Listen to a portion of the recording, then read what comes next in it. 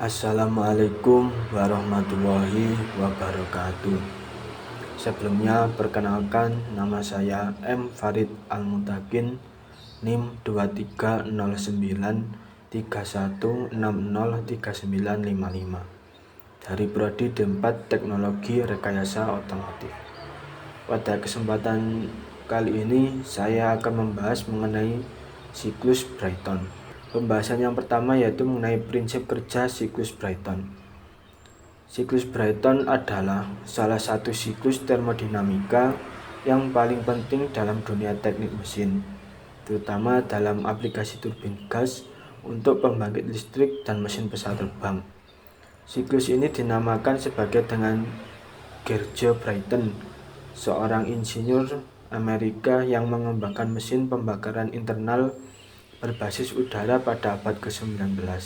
Siklus Brayton terdiri dari 4 tahap utama, yaitu kompresi, pembakaran, ekspansi, dan pembuangan.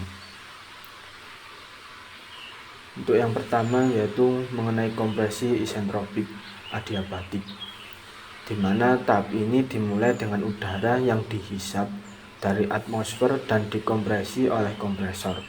Proses kompresi ini meningkatkan tekanan dan suhu udara secara signifikan tanpa ada perubahan entropi.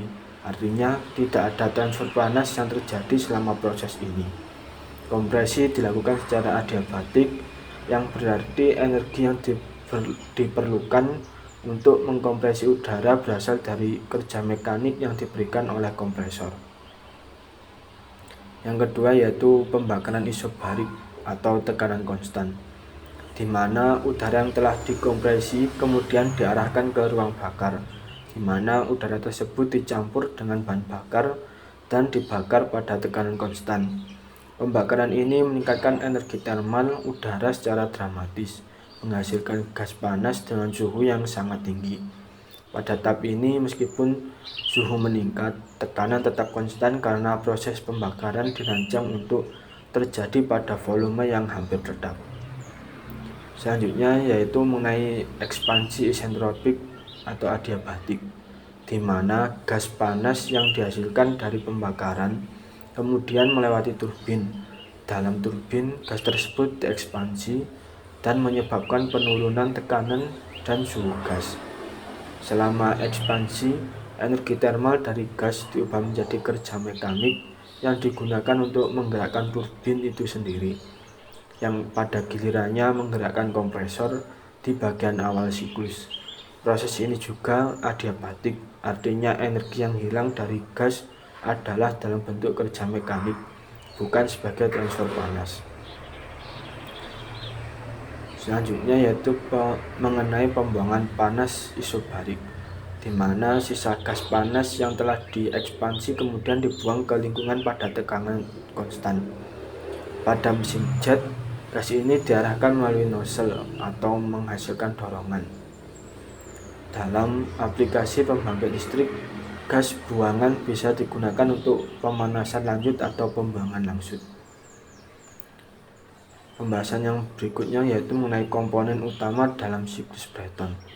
Siklus Brayton melibatkan beberapa komponen utama yang bekerja bersama untuk menghasilkan daya dari energi termal bahan bakar. Yang pertama yaitu ada kompresor. Kompresor adalah komponen yang menghisap udara dari lingkungan dan mengkompresinya. Terdapat 2 jenis utama kompresor yang digunakan dalam mesin turbin gas. Yang pertama yaitu ada kompresor aksial dan kompresor sentrifugal. Kompresor aksial terdiri dari serangkaian baling-baling yang memanfaatkan udara secara bertahap sepanjang poros kompresor. Untuk kompresor sentrifugal di sisi lain menggunakan gerakan sentrifugal untuk memanfaatkan udara dengan memutarnya keluar dari poros sentral. Yang kedua yaitu ada ruang bakar. Di ruang bakar, udara terkompresi dicampur dengan bahan bakar dan dibakar. Proses ini memerlukan desain yang dapat menahan suhu tinggi dan memastikan pembakaran sempurna untuk efisiensi optimal. Ruang bakar biasanya dilengkapi dengan nozzle injeksi bahan bakar yang menyemprotkan bahan bakar dalam bentuk kabut untuk pencampuran yang lebih baik dengan udara terkompresi. Yang ketiga yaitu ada turbin. Turbin adalah komponen di mana gas panas yang dihasilkan dari pembakaran diekspansi untuk menghasilkan kerja mekanik. Turbin terdiri dari beberapa tingkat baling-baling yang memutar ketika gas panas melewati mereka, mengubah energi termal gas menjadi energi mekanik. Energi ini sebagian besar digunakan untuk menggerakkan kompresor dan sebagian lainnya digunakan untuk menghasilkan daya atau dorongan tergantung pada aplikasi. Yang keempat yaitu ada nozzle pada mesin turbojet atau poros pada mesin turboprop. Pada mesin turbojet, nozzle digunakan untuk mempercepat gas yang keluar menghasilkan dorongan ke depan yang menggerakkan pesawat. Pada mesin turboprop, tenaga dari turbin disalurkan melalui poros untuk menggerakkan baling-baling yang kemudian menghasilkan dorongan atau daya mekanik. Pembahasan yang berikutnya yaitu mengenai implementasi pada mesin turboprop. Pada mesin turboprop, siklus Brayton juga diterapkan, tetapi dengan beberapa modifikasi untuk menggerakkan baling-baling daripada menghasilkan dorongan jet langsung. Udara dihisap dan dikompresi oleh kompresor, kemudian diarahkan ke ruang bakar, di mana udara terkompresi dibakar bersama dengan bahan bakar. Gas panas yang dihasilkan kemudian menggerakkan turbin yang terhubung ke kompresor serta baling-baling melalui poros. Sebagian besar energi dari gas panas digunakan untuk memutar baling-baling yang menghasilkan dorongan yang menggerakkan pesawat. Implementasi ini memungkinkan mesin turboprop memiliki efisiensi bahan bakar yang lebih baik pada kecepatan rendah hingga menengah, menjadikannya ideal untuk pesawat regional dan transportasi kargo. Pembahasan yang berikutnya yaitu mengenai efisiensi termal dan output tenaga. Efisiensi termal dari siklus Brayton sangat dipengaruhi oleh rasio tekanan kompresor dan suhu maksimum yang dicapai dalam ruang bakar. Rasio tekanan yang lebih tinggi akan meningkatkan efisiensi termal karena lebih banyak kerja yang dapat dihasilkan oleh turbin. Namun, peningkatan rasio tekanan juga memerlukan material yang mampu menahan tekanan dan suhu tinggi. Suhu maksimum di ruang bakar juga merupakan faktor penting. Suhu yang lebih tinggi memungkinkan lebih banyak energi termal diubah menjadi kerja mekanik, meningkatkan efisiensi keseluruhan. Namun, suhu yang terlalu tinggi dapat menyebabkan masalah material dan memerlukan teknologi pendinginan yang canggih. Pembahasan yang berikutnya yaitu mengenai potensi aplikasi di bidang otomotif. Potensi penggunaan pada kendaraan berperforma tinggi. Siklus Brayton memiliki potensi yang menarik untuk diterapkan dalam kendaraan berperforma tinggi karena kemampuannya untuk menghasilkan daya besar dalam waktu singkat. Mesin turbin gas yang menggunakan siklus ini dapat menghasilkan output daya tinggi dengan efisiensi yang cukup baik, membuatnya ideal untuk kendaraan yang memerlukan akselerasi cepat dan berperforma tinggi. Responsivitas mesin turbin gas terhadap perubahan beban juga sangat cepat, memungkinkan akselerasi dan deselerasi yang efisien. Kendaraan seperti mobil balap atau kendaraan militer khusus bisa mendapatkan keuntungan dari karakteristik ini, terutama dalam situasi di mana kinerja puncak dan keandalan sangat penting. Pembahasan yang berikutnya yaitu mengenai tantangan implementasi. Namun ada beberapa tantangan dalam implementasi siklus Brayton pada kendaraan. Efisiensi bahan bakar adalah salah satu tantangan utama.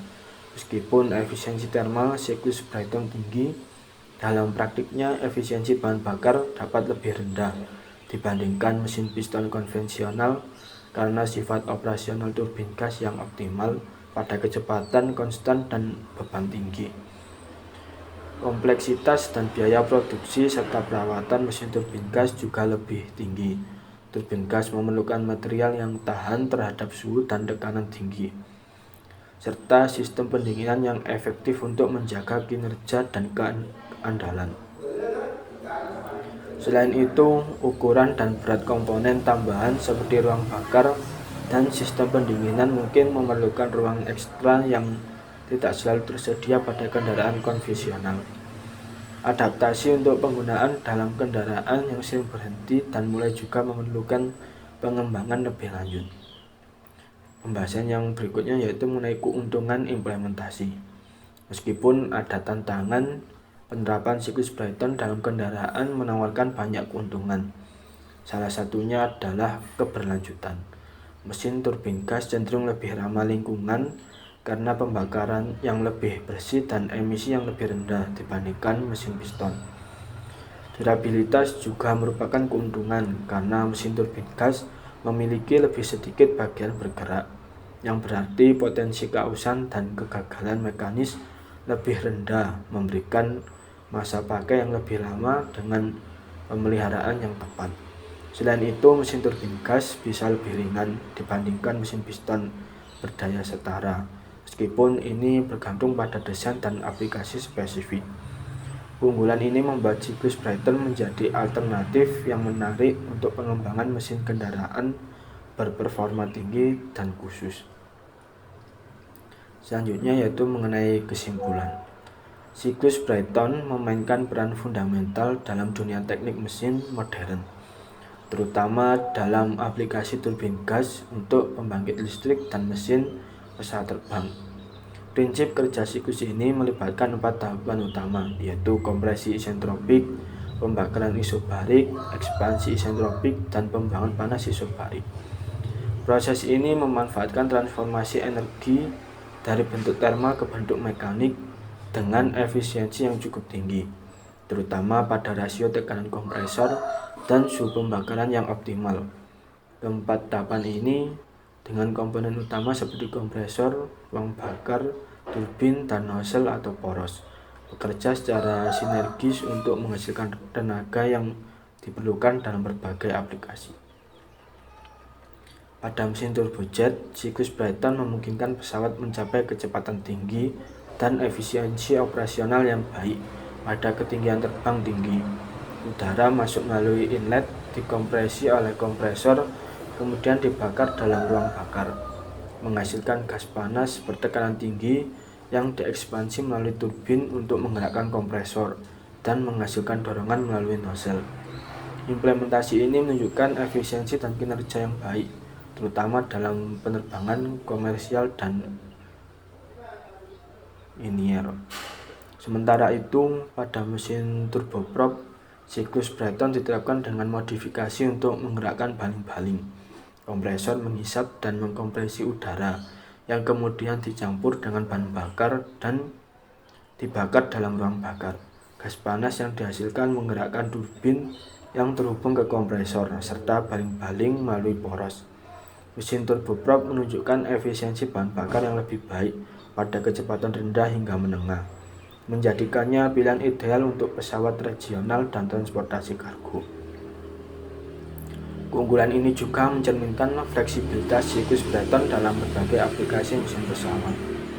Potensi penerapan siklus Brayton dalam industri otomotif, khususnya pada kendaraan berperforma tinggi, menawarkan prospek yang menarik. Mesin turbin gas yang menggunakan siklus ini mampu menghasilkan daya tinggi dengan responsivitas yang tepat terhadap perubahan beban, menjadikannya ideal untuk mobil balap dan kendaraan militer khusus. Meskipun ada tantangan seperti efisiensi bahan bakar, kompleksitas, biaya produksi, dan perawatan, keuntungan yang ditawarkan oleh mesin turbin gas seperti pembakaran yang lebih bersih, emisi lebih rendah, dan durabilitas yang lebih tinggi sangat menarik untuk pengembangan masa depan. Selanjutnya yaitu implementasi siklus Brayton dalam kendaraan berperforma tinggi juga membuka peluang untuk inovasi dalam teknologi mesin kendaraan. Tantangan dalam hal efisiensi bahan bakar dapat diatasi dengan pengembangan material yang lebih canggih dan sistem pendinginan yang lebih efektif. Selain itu, desain yang lebih ringan dan lebih efisien dapat dicapai dengan teknologi manufaktur modern seperti pencetakan 3D dan material komposit.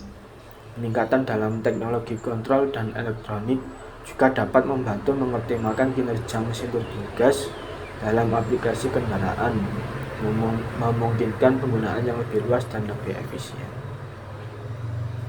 Jadi secara keseluruhan, siklus Brayton tidak hanya merupakan dasar dari operasi mesin turbin gas modern, tetapi juga menawarkan potensi besar untuk inovasi dan pengembangan dalam berbagai bidang, dari pembangkit listrik hingga penerbangan dan otomotif.